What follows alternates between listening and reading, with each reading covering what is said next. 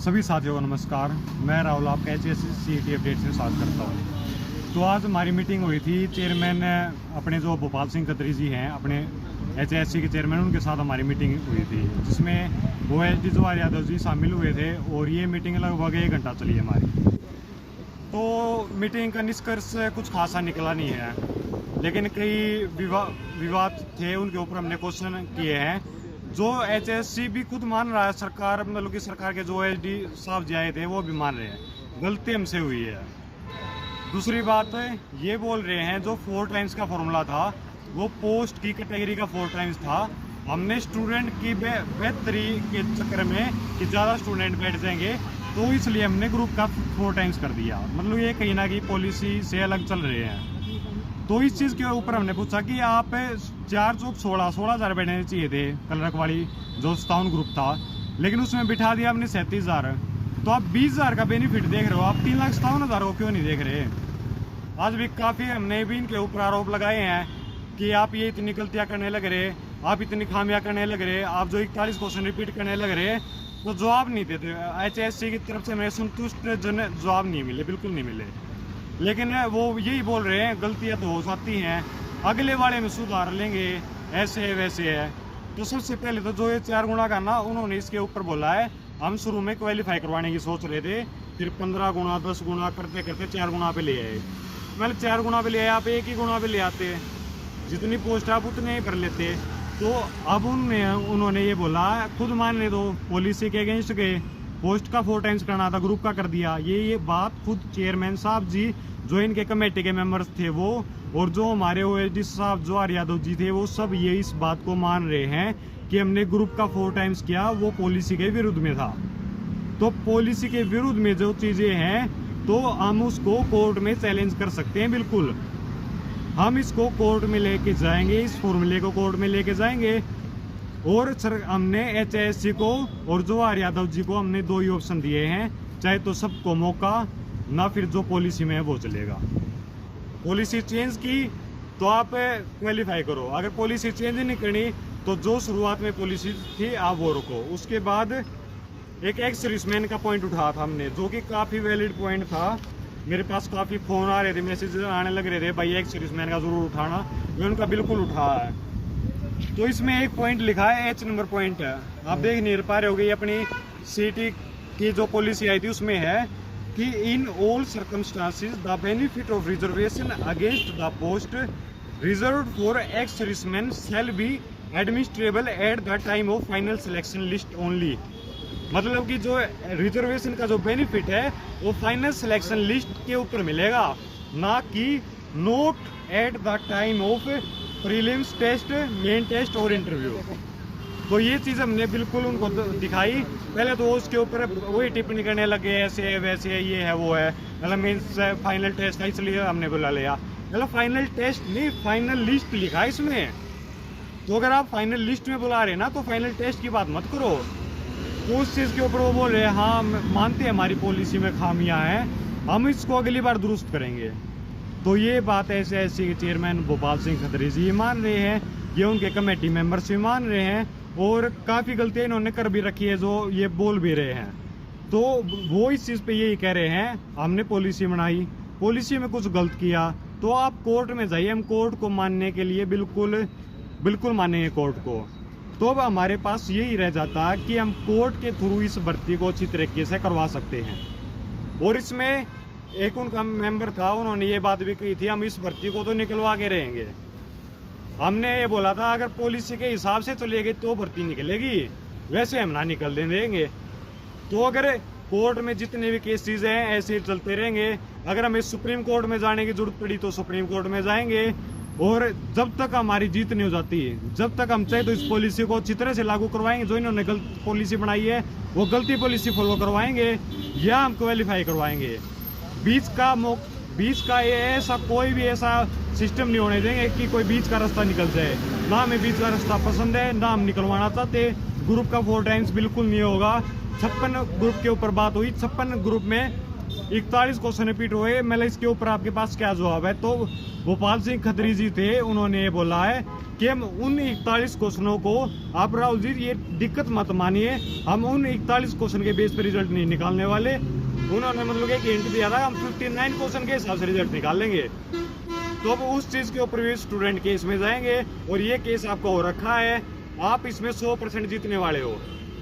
Verification के ऊपर भी बात हुई कि वेरिफिकेशन सर कोर्ट ने आपको बोला वेरिफिकेशन क्यों नहीं करवा रहे, तो उन्होंने अभी हमें तो यही जानकारी दी है कि हम स्क्रूटनी जारी कर रखी है हमने, हम स्टूडेंट की लगातार वेरिफिकेशन करने लग रहे हैं। स्टूडेंट के पास नोटिस आने लग रहा है कि आपका 5 नंबर जो एक्स्ट्रा दे वो आपने वेरीफाई नहीं किए, या और भी जो है एजुकेशन क्वालिफिकेशन हम उनको वेरीफाई करने के बाद करेंगे। हमने इसके ऊपर काउंटर क्वेश्चन किया था, 56-57 का तो आपने एग्जाम ले लिया। अब स्क्रूटनी करवाने का फायदा क्या है, क्या मतलब रह जाता है स्क्रूटनी करवाने का?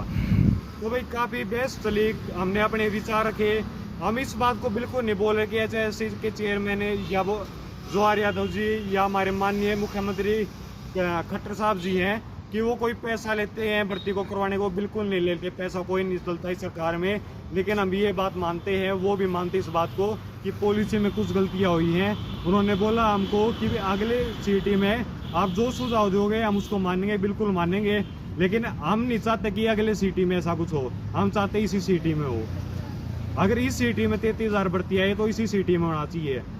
दूसरी बात, उन्होंने एक चीज़ मौखिक तौर पे बोली है, उस चीज़ का पता नहीं उन्होंने करेंगे या नहीं करेंगे। उन्हें ये चीज़ बोली है कि हम इससे जो अगले CET आने वाला है इससे ज़्यादा वैकेंसी ले आएंगे और उसको पूरा करके दिखाएंगे। तो अब देखो भाई करेंगे या नहीं करेंगे। मैंने उस चीज़ के ऊपर जवाहर यादव जी से कही थी बात, सर आप गारंटी लेते उस चीज़ की? तो बोले गारंटी लेते हम इस चीज़ की। तो भाई हमने आपके जितने ही मुद्दे हो पाए थे हमने ये भी उनको एग्जाम्पल दिया था, अगर आप इसमें कुछ भर्ती करवाना ही चाह रहे हो तो जिनमें 4 गुना से कम पोस्ट है आप पहले उनका करवा लीजिए, और जितनी 4 गुना से ज़्यादा पोस्ट रह जाती है और जो नेक्स्ट CET में निकलने वाली है वो आप CET क्वालिफाई करवा दो, क्योंकि इसमें सभी स्टूडेंट का बेनिफिट होगा। चलो 2 महीने बाद में एग्जाम हो जाएगा, 3 महीने बाद में एग्जाम हो जाएगा, लेकिन सभी स्टूडेंट का बेनिफिट होगा ना। तो इस चीज़ की कोई दिक्कत लेने वाली बात नहीं है। आज हमने आपके सारे जितने भी, आपने हमारे पास काफ़ी मैसेजेस आने लग रहे थे, काफ़ी कॉल्स आने लग रही थी, आपके जितने मुद्दे थे सारे उठाने की कोशिश की है। अपने साथ सुशील भाई भी गए थे और विकास भाई भी गए थे, ये भी आपको कुछ बताएंगे। सभी साथियों को राम राम।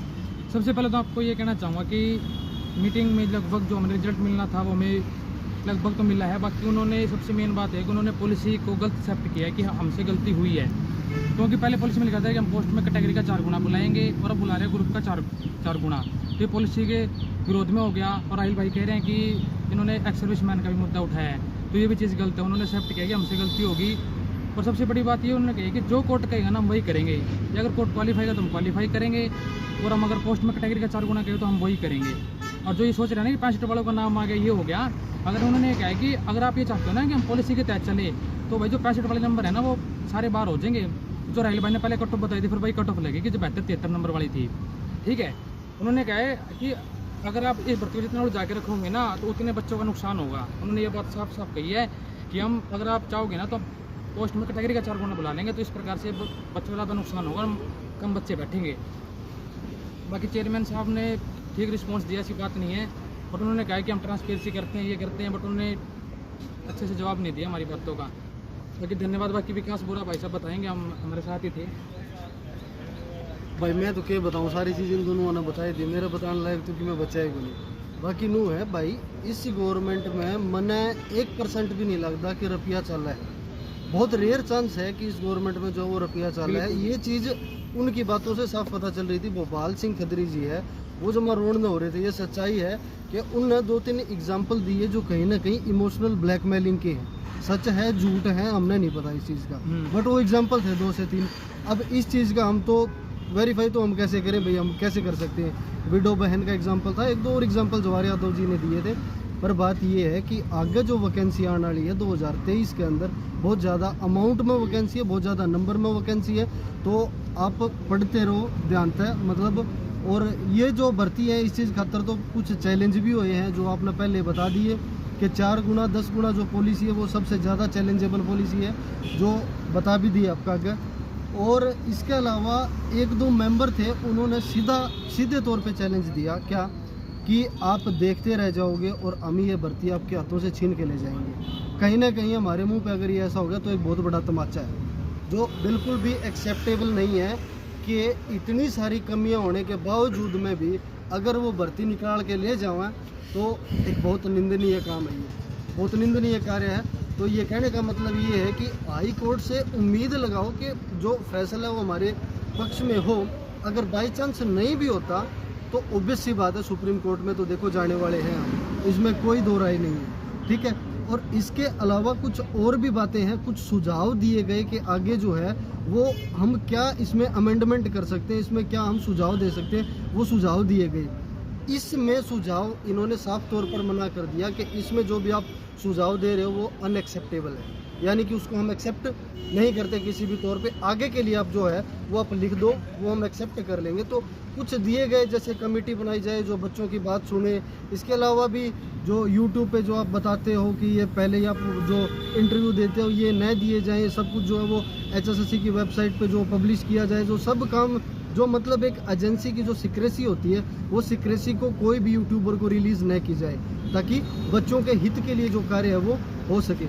इसके अलावा बात यह है कि 2023 का तो देखो पढ़ना तो छोड़ियो ना, पर साथ के साथ आप जो थोड़ा सा कोऑपरेट करो और हमारी मदद करो, ताकि जो ये जो भर्ती है ये देखो हम किसी के खिलाफ नहीं है, हम भी चाहते हैं कि भर्ती ट्रांसपेरेंसी से हो, बिल्कुल हो, पर एक्चुअली में इसमें जो खामियां हैं उस खामियों की वजह से ये भर्ती होने से डिले हो रहा है और ये होता भी रहेगा। कहीं ना कहीं ये जो भर्ती है ये इतनी जल्दी होने वाली नहीं है जब तक इस पे कानूनी दांव पेच जो वो चलते जा रहे हैं, ठीक है। वो तो जितना ज़्यादा आप कोऑपरेट करोगे, अभी मेरिटोरियस स्टूडेंट है वो भी यहाँ आ रहे हैं और जो नॉन मेरिटोरियस है बेचारे वो तो आना ही था उनने तो, ठीक है। तो सारे के सारे ऐसा काम हो रहा है कि सारे के सारे जो स्टूडेंट है वो HSSC पे ले आके खड़े कर दिए। अरे भाई साहब नू तो बता दो, आप जो बालक जो आने लग रहे हैं 500 400 रुपये लगा के जो अपने घर तक और रुपये खर्चने लग रहे हैं, वो सरकारी जो पूंजी में जाना है वो गवर्नमेंट बस के ही रुपये लगने हैं। हम हमारे पर नुए मांग लेते तो हम नुए दे देते रुपये तो हमने, पर यो सारा जो झमेला है वो करने की ज़रूरत क्या थी हमने। पर कहीं ना कहीं ये एक्सेप्ट किया उन्होंने कि उनकी गलतियां हैं, उनके तौर पे जानबूझ के गलतियां देखो कोई नहीं करता ना, इन्होंने जानबूझ के गलतियां की है, पर कहीं ना कहीं उनसे गलती हुई है और साफ तौर पे उन्होंने एक्सेप्ट किया है कि हमसे गलती बिल्कुल हुई है। अब हम इसको सुधार नहीं कर सकते, पर आगे हम इसके ऊपर अमेंडमेंट कर सकते हैं। इसके अलावा उन्होंने कुछ भी नहीं कहा। धन्यवाद। मैं भी भैया अपनी बात रखना चाहता हूँ आप लोगों के सामने। अभी जैसा कि राहुल भाई जी ने बताया और अपने सुशील भाई जी हैं हिसार से और अपने बुरा भाई जी विकास जी, ये अंदर गए हुए थे। 3 ही लोगों को बुलाया था अंदर मीटिंग के लिए, अपना जवाहर यादव जी थे OSD अपने CM साहब जी थे और अपना जो HSSC की पूरी कमेटी बैठी हुई थी। अब इनका ये कहना है कि जैसे भाई की मीटिंग हुई है अंदर तीनों भाइयों की, कि हमारे से गलती हुई है, अपनी गलती को पूरी तरह एक्सेप्ट कर रहे हैं हर बात पे कि भी हमारे से गलती हुई है। जैसा भाई बता भी रहे हैं कि भी खदरी साहब तो ऐसे हो रहे थे, बिल्कुल रोने की तरह उनका मुंह हो रहा था कि भाई हाँ भाई मतलब कि बहुत ज़्यादा ये फील कर रहे हैं इस चीज़ को। तो मेरे को एक बात समझ नहीं आ रही कि भाई इतना कुछ इनको एक्सेप्ट भी ये कर रहे हैं, अपनी गलती भी मान रहे हैं, तो उसके बावजूद ये बात बोल रहे हैं कि भाई आप लोग देखते रह जाओगे और हम ये भर्ती आपके आंखों के सामने ही और आपके बीच से ये निकाल के ले जाएंगे।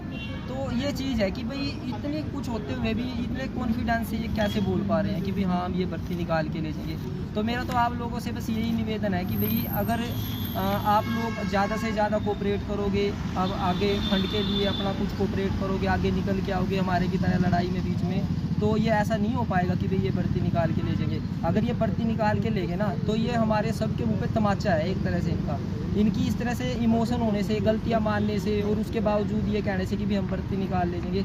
मुझे तो इनकी बातों में कुछ मतलब कि कोई सेटिस्फैक्शन नहीं लगती। बाकी जी हमारी तरफ से तो यह है कि भाई यही है अपना वही अपनी तैयारी को कंटिन्यू रखिए और कई बार जैसे प्रोटेस्ट वगैरह होते हुए उनमें जाइए।